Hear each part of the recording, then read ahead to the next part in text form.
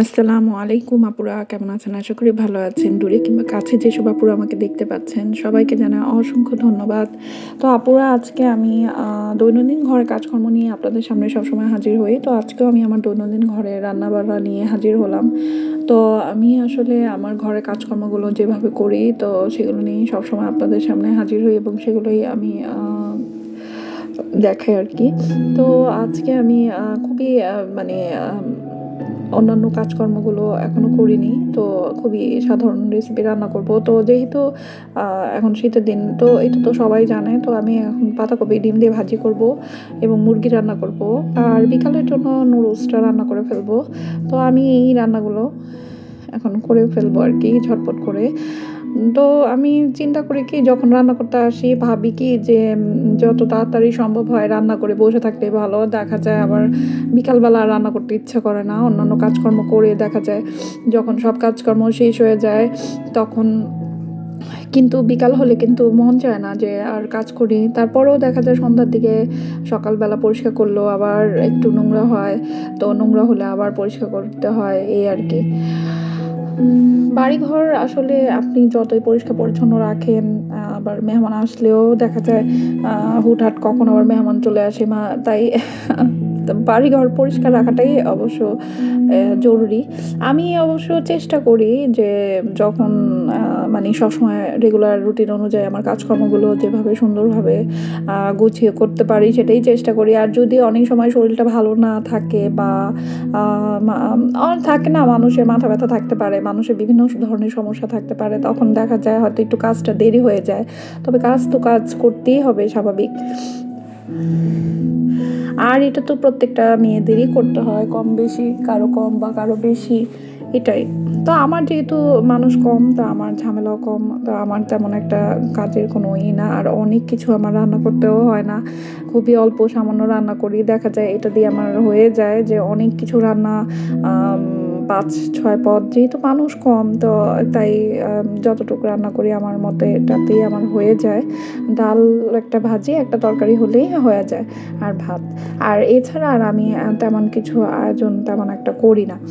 আর যখন হয়তো শুক্রবার হয়, বন্ধের দিনগুলোতে দেখা যায় তখন একটু হয়তো ভালো মন্দ, ভালো মন্দ বলতে আর কি, একটু যদি খিচুড়ি, ভুনা খিচুড়ি বা একটু পোলাও করলাম মাঝে, মানে এটা সপ্তাহে হয়তো শুক্রবার দিন।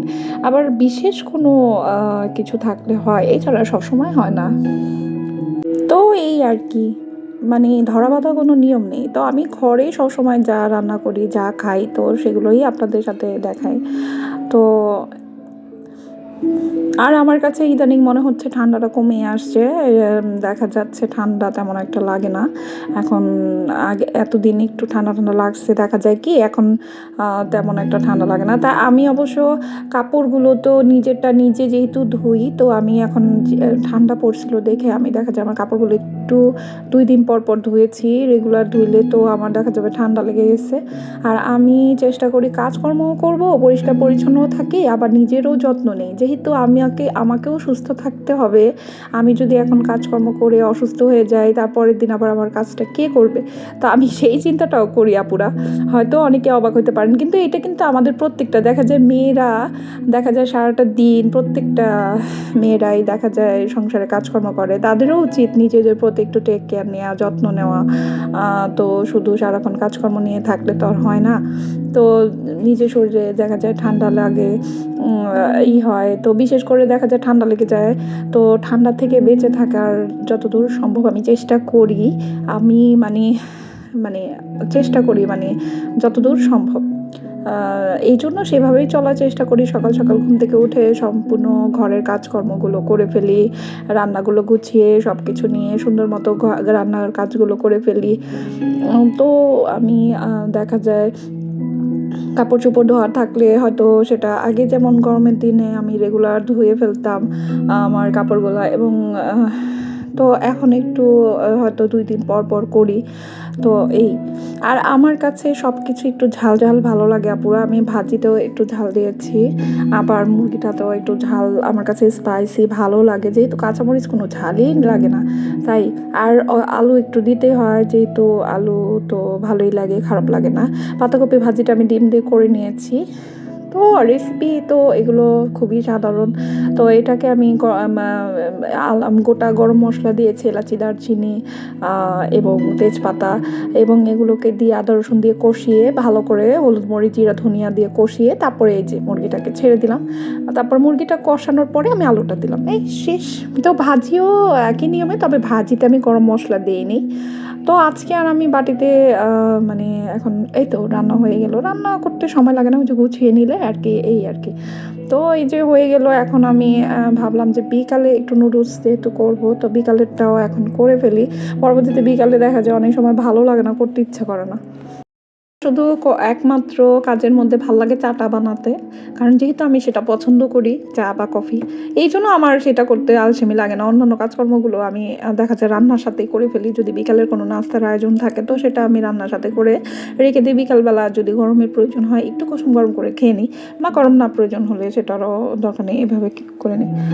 তো এই তো সবসময় অবশ্য নাস্তা বানানো হয় না, যেহেতু বিকালে অনেক সময় ঘরে বিস্কিট কেক চানাচুর এগুলো যদি থেকে যায় তো সেগুলোও খাওয়া পড়ে। আর আমার অভ্যাস, আমি আসলে দেখা যায় বিকালে মানে ঘরে নাস্তাটাই পছন্দ করি বাহিরের খাবারের থেকে। আসলে এক একজন এক এক রকম। তো এখন দেখা যায় সবজিগুলার মোটামুটি দাম কিছুটা সীমিত, তাই সব ধরনের সবজি এখন আনা হয় আর কি। দেখা যায় ফুলকপি, পাতাকপি, বেগুন, অন্যান্য সবজিগুলো কিছুটা দাম সীমিত হয়েছে। জানি না এটা কতদিন থাকবে, তবে আশা করি যে যাতে এরকমই থাকুক আর সব জিনিসপত্রের দামই সীমিত থাকুক, এটাই আশা করি। তো যাই হোক, একটু একটু ভেজিটেবল দিলে আমার কাছে ভালো লাগে। তো এখানে ডিমও ব্যবহার করেছি। তো ভেজিটেবল দিয়ে আমি নুডলসটা রান্না করে নিচ্ছি। গাজর দিলাম, একটু অন্যান্য তো যে যেরকম দেয়। আমি এখানে চিনি মটরও ব্যবহার করি, এখন চিনি মটর নাই। তারপরে ফুলকপি দেওয়া যায় আপনি চাইলে, মানে যে যেরকম ক্যাপসিকাম দেওয়া যায়, যেরকম সবজি। তো আমি আসলে নর্মাল যেভাবে রান্না করবো, তো গাজর দিয়েছি, এখানে পেঁয়াজ কলি দিয়েছে। তো এখন ডিম দিয়ে সেটাকে মশলা দিয়ে নিয়েছি। তো আমি ভাবলাম এটা করে ফেলি। আর এই তো এখানে আমি আবার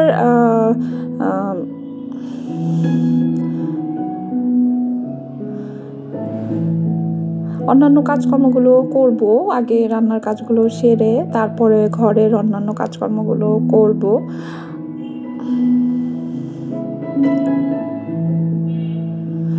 আপনাদের সাথে অনেক কথাই শেয়ার করি আপুরা। আসলে দেখা যায় অনেক সময় অনেক কথা বললে ভালোই লাগে, মনটাও হালকা লাগে। আসলে দেখা যায় মানুষ যেরকমই এই তো থাকুক না কেন, একটা মানুষ যদি আরেকটা মানুষের সাথে কথাবার্তা বলে তাহলে ভালোই লাগে।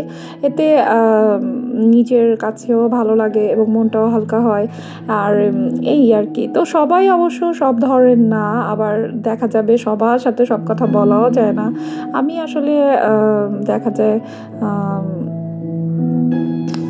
যারকে আর কি আমার কাছে বেশি ভালো লাগে আমি তার সাথেই সব কথা বলি আর কি।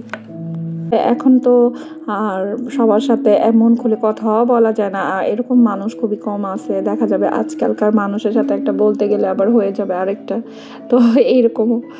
তো আমার বললাম যে আমার রান্নার পর্ব শেষ, তো কিছু কাপড় ধোয়া ছিল, তো সেগুলো আমি ধুয়েও ফেলছি। তো এখন আমি সেগুলো শুকা দিয়ে দিব এখন, ব্যাস এই আর কি। তো 2 দিন পর পর ধুই, যেহেতু চাদর ছিল তো ভাবলাম চাদরগুলো ধুয়ে ফেলি।